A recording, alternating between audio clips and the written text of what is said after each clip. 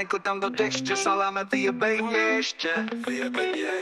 Saláme utek si do dálky, saláme nechod do války, uděláš tam obáky a vyjebeš velký análky. Slone, nedupej, nechceš-li, slone, neudupej po svém štěstí, doufám, že chvilky tvoje už tě přešly. Slone, nepapej ten starý salám, už je zelený, jako tvůj otvor prdelní. Slone, jestli ten salám spapáš, tak se z tebe stane kanibal, i když už tak vypadáš, jenom by tě dojebal. Slone, jediný z té krásné dědiny, ten salám je přece nevinný. Salám spapáš-li, hodně tě zkrášlí, jenom jestli odvahu na to máš-li. Slone, neplakej, salám je docela malinkej, ale taky trochu chlupatej. Ostatní sloni mu nesahají ani po paty, nezve je totiž na svoje party a chce jim vždycky ukázat svoje libový párky. Tak si ho budeš muset navočit lubrikantem voňavým, prostočit ho análkem svým klouzavým. Jestli tě někdo do slona strčí, tak si řekne, že už to stačí, vy jeden malý sráči.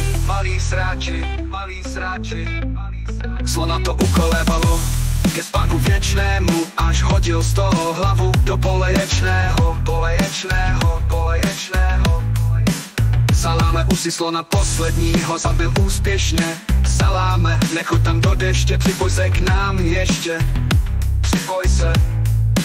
Sice si zabil druha svého, ale nalil si z vína čistého. Vyznal se chybu svou, tu chybu jedinou. Saláme, nekrč se, nechceš-li, všichni sloni se teď sešli.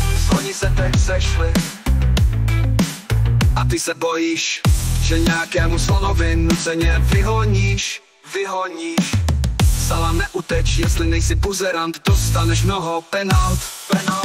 Jestli zůstaneš a nálek roztáhneš, života jen půl a svoje půlky už radši neřeš, strčí ti tam kůl a to není cool. A že se mu líbí, když na něj sáhneš, to by řek jenom nějakej vůl. Saláme, už tě tu nemáme, nad tvým hrobem ve sloní prdeli teď plakáme. Už si zemřel, nebylo to něžně a úspěšně, tak trochu směšně.